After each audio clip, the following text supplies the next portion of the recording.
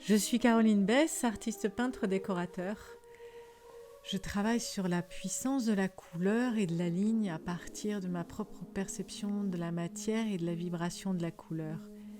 L'art sacré bouddhique, ça a été un point de départ de cette recherche personnelle et que j'ai ensuite enrichi avec l'approche occidentale de Goethe, Steiner, avec la technique des aquarelles Oshka.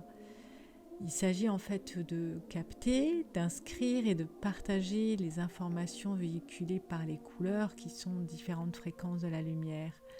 Alors pour ce faire, j'utilise exclusivement les couleurs vivantes que sont ces nuances des minéraux broyés, ces poudres minérales, parce que je trouve qu'elles amplifient la perception, qu'elles nous touchent directement lorsqu'on les contemple. Donc je trace toutes ces lignes une à une avec la main en apesanteur et il y a une attention très particulière et une détente de la respiration, du diaphragme qui s'inscrit dans l'œuvre. Et ce qui fait qu'ensuite, lorsqu'on regarde, on peut ressentir cette détente et c'est ce qui permet de plonger directement dans ce message de la couleur, de le ressentir plus profondément. Je peins toujours en superposant les couches de minéraux, donc petit à petit, entre 5 et 10 couches successives, avec un équilibre à trouver dans toutes ces transparences.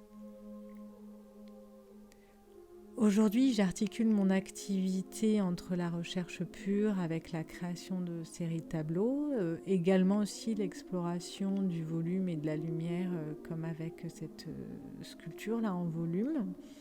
Et puis, il y a aussi les commandes et de sur-mesure des architectes et des décorateurs qui permet de travailler ensemble la couleur in situ dans une architecture donnée. Alors, ça faisait un moment que je m'interrogeais sur les ressources locales en minéraux et c'est donc le sujet que j'ai proposé au fonds de dotation Verrekia pour cette résidence, de réaliser ce relevé chromatique des minéraux sur le territoire français. Qu'est-ce que je pourrais récolter dans les différentes mines et carrières? Est-ce que ça allait donner après le broyage?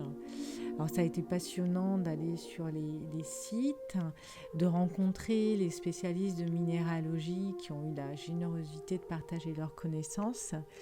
Et petit à petit, donc, ça a permis de regarder les minéraux différemment avec ces données géologiques, cristallochimiques.